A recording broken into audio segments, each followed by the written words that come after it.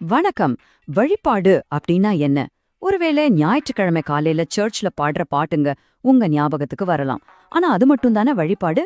ஒரு பிரபலமான ஊழிய வீடியோவோட அடிப்படையில வழிபாட்டோட உண்மையான அர்த்தம் என்னன்னு நாம இப்ப பார்க்க போறோம். இந்த ஒரு கேள்விதான் இந்த முழு விளக்கத்தோட மையப்புள்ளியே. யோசிச்சு பாருங்க, வழிபாடுன்னு சொன்னதும் உங்க மனசுல என்ன வருது? பொதுவா நாம ஞாயிற்றுக்கிழமை காலையில பாடுற பாட்டுங்க தான் ஞாபகத்துக்கு வரும் இல்லையா? ஆனா இந்த ஒரு சின்ன கேள்வி வழிபாடு பத்தி நமக்கு ஏற்கனவே இருக்கிற எண்ணங்களை ஒரு முறைக்கு 2 முறை யோசிக்க வைக்குது. இந்த வீடியோவோட ஆரம்பத்திலேயே ஒரு பொதுவான தப்பான புரிதலை சுட்டி காட்டுறாங்க. அதாவது இன்னைக்கு நிறைய விசுவாசிகள் வழிபாட்டை வெறும் பாட்டு பாடுறதோட சம்பந்தப்படுத்திடுறாங்க. இந்த மாதிரி நினைக்கிறத ஏன் ஒரு பிரச்சனையா பார்க்கப்படுதுங்கிறது தான் நாம இப்போ விரிவா பார்க்க போறோம். சரி வாங்க முதல் பகுதிக்குள்ள போலாம். அதாவது வழிபாடுங்கிறது வெறும் பாட்டு பாடுறதை விட ரொம்பவே பெரிய விஷயம். வெறும் துதி பாடல்களை பாடுறதுக்கும் உண்மையான வழிபாடு செய்யறதுக்கும் என்ன வித்தியாசம்னு அந்த வீடியோல எப்படி விளக்குறாங்கன்னு பார்க்கலாம். இந்த ஸ்லைடுல ஒரு இன்ட்ரெஸ்டிங்கான விஷயம் இருக்கு. அந்த வீடியோல இஸ்ரவேலர்களோட உதாரணத்தை எப்படி பயன்படுத்துறாங்கன்னா, அவங்க பாக்குறதுக்கு ரொம்ப பக்தி உள்ளவங்களா தெரிஞ்சாங்க, கைகளை உயர்த்தி ஜெபம் செஞ்சாங்க. ஆனா அவங்க மனசுக்குள்ள பாவம் இருந்ததால கடவுள் அவங்களோட வழிபாட்டே ஏத்துக்கல. இதுல இருந்து என்ன தெரியுது? நாம வெளியில என்ன செய்யறோங்கிறத விட நம்ம மனசோட நிலைமை தான் ரொம்ப முக்கியம். சரி, பிரச்சனை என்னன்னு பார்த்தாச்சு. அப்போ இதுக்கு தீர்வு என்ன? உண்மையான வழிபாடுனா என்னன்னு அந்த வீடியோல எப்படி வரையறுக்கிறாங்கன்னா, அது 2 படிகள் தான். ஒன்னு சரணடைதல், இன்னொன்னு சேவை செய்தல். இங்கதான் விஷயத்தோட மைய கருத்தே வருது. இந்த கண்ணோட்டத்தின்படி வழிபாடுங்கிறது வெறும் உணர்ச்சி வசப்பட்டு செய்யற ஒரு விஷயம் இல்ல. அது நம்ம மனப்பூர்வமா எடுக்கிற ஒரு முடிவு. அதாவது நம்மள முழுசா கடவுள்கிட்ட ஒப்படைச்சு அவருக்கு சேவை செய்ய தயாரா இருக்கிறது. இந்த 2 ஸ்டெப்ஸையும் கொஞ்சம் விரிவா பார்க்கலாம். முதல்ல சரணடைதல். இதை ஒரு போர் உதாரணத்தோட சொல்லலாம். ஒரு போர்ல சரணடைறதுன்னா என்ன? நம்ம முழுசா தோத்துட்டோன்னு ஒத்துக்கிறது தானே. அதே மாதிரிதான் நம்ம இதயம், ஆசைகள், கனவுகள், நம்ம கிட்ட இருக்கிற எல்லாத்தையும் கடவுள்கிட்ட கொடுத்துடுறது. 2வது சேவை. இப்படி சரணடைஞ்சதுக்கு அப்புறம் கடவுளோட விருப்பத்தை செய்யறதுக்காக நம்ம உடம்பையும் மனசையும் அர்ப்பணிக்கணும். அதுக்கு அவர் சொல்றத கேட்கறதுக்கு நம்ம தயாரா இருக்கணும். இப்போ ஒரு முக்கியமான கேள்விக்கு வரும். ஒருத்தர் உண்மையான மனசோட வழிபடாம வெறும் மதச் சடங்குகளை மட்டும் செய்ய முடியுமா? அந்த வீடியோவின் படி முடியும். அது எப்படின்னு பார்க்கலாம் வாங்க.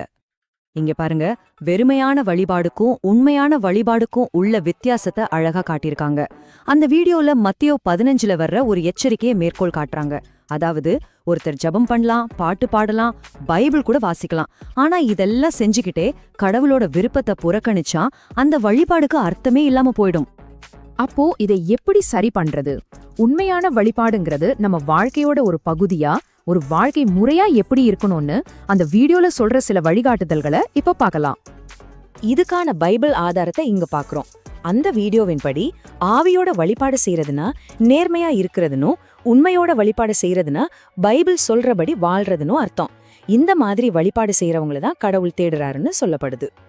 இந்த உண்மைங்கிற வார்த்தைய இன்னும் கொஞ்சம் தெளிவா புரிஞ்சுக்கலாம். உண்மையோடு வழிபடுறதுன்னா பைபிள்ல இருக்கிற கட்டளைகளுக்கும் கொள்கைகளுக்கும் நம்மளையே அர்ப்பணிச்சு அதுபடி சேவை செய்யறதுன்னு அந்த வீடியோல விளக்குறாங்க. அப்போ இதிலிருந்து நம்ம கத்துக்க வேண்டிய முக்கியமான விஷயம் என்னன்னா, வழிபாடுங்கிறது சர்ச்ல மட்டும் செய்யற விஷயம் இல்ல. அது நம்ம அன்றாட வாழ்க்கையோட ஒவ்வொரு பகுதியிலயும் ஒரு அங்கமா மாறிடுது. நம்ம வேலை செய்யற இடத்துல, குடும்பத்துல, ஏன் நம்ம பொழுதுபோக்குல கூட நாம செய்யற எல்லாத்துலயும் கடவுளுக்கு நம்மள அர்ப்பணிச்சு அவருக்கு சேவை செஞ்சா அதுவே வழிபாடுதான்.